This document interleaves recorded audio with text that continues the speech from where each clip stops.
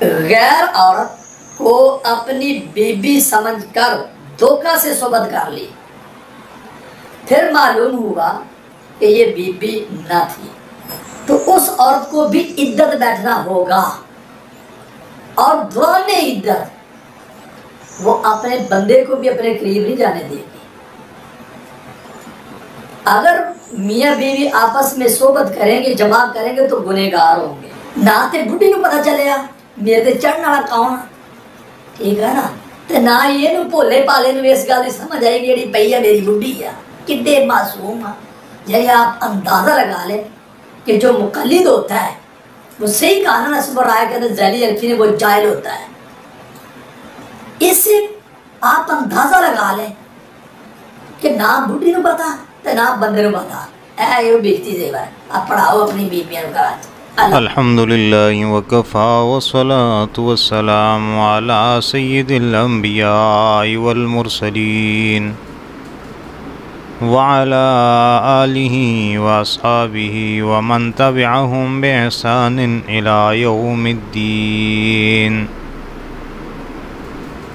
اما بعد۔ محترم سامعین،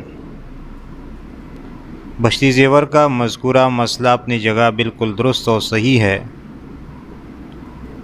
اس پر اس غیر مقلد معترض کا اعتراض باطل ہے اور اس کے ناقص فہم اور یہ ناقص فہمی کا شکار ہے، اس لیے اس مسئلے کے تمام جزیات کا جائزہ لیں۔ پہلا پوائنٹ یہ ہے کہ اگر غلطی سے ہوا، یعنی بھول کر اور انجانے میں، تو زنا نہ کہیں گے، گناہ نہ ہوگا۔ بچہ ہو گیا تو حرامی نہیں کہیں گے اور حد واجب نہیں ہوگا۔ اس پر حدیث ہے، قال رسول اللہ صلی اللہ علیہ وسلم ان اللہ تجاوز عن امت الخطا والنسیان وما استکرہوا علیہ، یعنی رسول اللہ صلی اللہ علیہ وسلم نے فرمایا، بے شک اللہ نے میری امت سے بھول چوک اور جس کام پہ تم مجبور کر دیا جاؤ معاف کر دیا ہے۔ یہ ابن ماجہ کی روایت ہے۔ اب غیر مقلد معترض سے گزارش ہے کہ اس کے خلاف حدیث لائے کہ اسے زنا کہیں گے، گناہ ہوگا اور حد لگے گی اور بچہ حرامی کہلائے گا۔ صرف قرآن کی ایک آیت یا مرفوع حدیث پیش کرے، اپنا قیاس نہیں، کیونکہ فرقہ اہل حدیث کا دعویٰ صرف قرآن اور صحیح حدیث کا ہے، قیاس ان کے ہاں کار شیطان ہے۔ دوسرا پوائنٹ، جب معلوم ہو گیا تو اب جائز نہیں، یعنی اب کرے گا تو گناہ ہوگا، زنا کہلائے گا اور حد بھی جاری ہوگی، اور ساتھ میں بچہ بھی حرامی ہوگا، معلوم ہونے کے بعد بھول نہیں، دانستہ میں شمار ہوگا۔ تیسرا پوائنٹ یہ ہے کہ مہر مثل دینا پڑے گا، چونکہ اس نے اسے بیوی سمجھ کر ایسا کیا، تو ایسا کرنا بغیر مہر مثل کے جائز نہیں، تو اس لیے مہر مثل واجب ہے۔ یہ اس پر بطور جرمانہ ہے، جیسے غلطی سے کسی سے کوئی قتل ہو جائے تو قصاص نہیں بلکہ دیت ہے۔ چوتھا پوائنٹ، عورت کو عدت بیٹھنا پڑے گا تاکہ بچے کے باپ کے تعین میں ابہام نہ رہے، کیونکہ اگر ایک طہر میں دو مردوں نے مباشرت کی اور حمل ٹھہرا تو بچے کی ولدیت کا تعین کیسے ہوگا؟ پانچواں پوائنٹ، کیا ایسا ہونا بھی ممکن ہے؟ تو اس کا جواب یہ ہے کہ انسانی زندگی ناممکنات سے بری پڑی ہے۔ اسلام کا تعلق ہر قسم کے معاشروں اور اس کے طبقوں سے ہے۔ ایسا لاکھوں میں ایک بھی ہو تو شریعت میں اس کا حل ہونا ضروری ہے، تاکہ مفتی اور قاضی اس پر فیصلہ دے سکے اور فتویٰ دے سکے۔ چھٹا پوائنٹ، اگر کوئی جان بوجھ کر ایسا کرے، بعد میں کہہ دے کہ غلطی سے ہو گیا تھا، تو اس کا جواب یہ ہے کہ اگر اس کے خلاف کوئی اور واقعاتی شہادت نہ ہو تو اس کی بات کو تسلیم کیا جائے گا، لیکن اگر واقعاتی شہادتیں اس کے دعوے کے خلاف جاتی ہو تو دعوے کو تسلیم نہیں کیا جائے گا اور حد زنا جاری کی جائے گی۔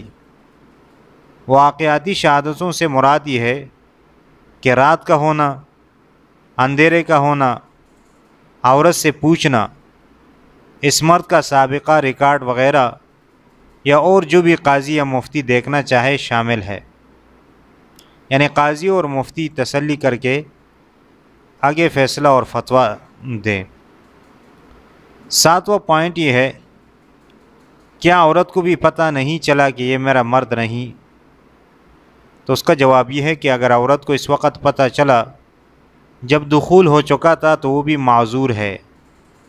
دخول کے بعد پتہ چلا اور وہ خاموش رہی تو وہ بھی گناہگار ہے۔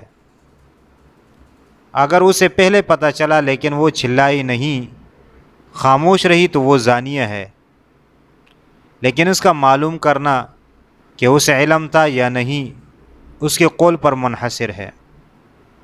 8واں پوائنٹ یہ ہے کہ غیر امکانی اور غیر واقعی واقعات پر مسئلے بنانے چاہیے، تو اس کا جواب یہ ہے، اندھیرا یا جہاں لوگ زیادہ تعداد میں قریب کے گھر یا فلیٹ یا جھگیوں میں رہتے ہو یا حالت نیند میں ایسا ہونا ممکن ہے، اور اگر کروڑوں میں بھی ایک واقعہ ہو جائے تو اس کا حل شریعت میں بواسطہ مجتہدین ہونا چاہیے، جس کی روشنی میں مفتی اور قاضی فیصلہ کر سکے، اس کو عام علماء کے ثوابدید پر بھی نہیں چھوڑا جا سکتا۔ 9واں پوائنٹ، کیا اس سے جرائم کے حوصلہ افزائی نہیں ہوتی؟ تو اس کا جواب یہ ہے کہ ان کے بنیادی مخاطب مفتی اور قاضی ہیں، تاکہ وہ فتویٰ دیتے وقت یا فیصلہ کرتے وقت ناجائز سزا و حد جاری نہ کرے۔ اگر کہا جائے کہ جھوٹ بولنے یا غیبت کرنے سے وضو نہیں ٹوٹتا، تو اس کا مطلب یہ نہیں کہ جھوٹ یا غیبت جائز ہو گئی یا اس کی ترغیب دی جا رہی ہے، بلکہ یہ کہا جا رہا ہے کہ یہ نواقض وضو میں سے نہیں، البتہ ان کی برائی ان سے متعلق باب میں جا کر دیکھ لی جائے۔ 10واں پوائنٹ، کیا خیالی مسئلے بنانا جائز ہے؟ کیا ان سے منع نہیں کیا گیا؟ اس کا جواب یہ ہے کہ عام لوگوں کو بلا وجہ غیر متعلق اور غیر حقیقی سوال پوچھنے سے منع کیا گیا ہے، لیکن قانون بناتے وقت ہر مسئلے و جرم کی اس کی مختلف نوعیتوں کے اعتبار سے 10-20 شقیں بنانا کہ یہ ہو جائے تو یہ سزا، وہ ہو تو اتنی سزا وغیرہ دنیا کے ہر نظام میں معروف ہے، تاکہ جج صاحبان اس کی روشنی میں فیصلہ دیں اور سب جگہ کی عدالتوں میں یکسانیت رہے، اور اس کو عام جج کے ثوابدید پر نہ رکھا جائے، ورنہ نرم دل جج اور فیصلہ کرے گا اور سخت دل کوئی اور۔ فقہی شرعی قانون ہے کہ مسلمان اپنے نظام انصاف کو کن شرعی اصولوں کی بنیاد پر چلائیں۔ اللہ تعالیٰ صحیح سمجھ کی توفیق نصیب فرمائے۔ اللہم ارنا الحق حقا وارزقنا اتباعہ، اللہم ارنا الباطل باطلا وارزقنا اجتنابہ۔ یا اللہ ہمیں حقیقت کو حقیقت کے صورت میں دکھا اور اس کی پیروی کرنے کی توفیق دے، اور جھوٹ کو جھوٹ کی صورت میں دیکھا اور اس سے بچنے کی توفیق دے۔ وما علینا الا البلاغ المبین۔ ہمیں سپورٹ کرنے کے لیے ہمارے چینل کو ابھی سبسکرائب کر لیں اور بیل کے آئیکن پر کلک کر کے ہماری لیٹسٹ ویڈیو کی نوٹیفیکیشن بر وقت حاصل کریں۔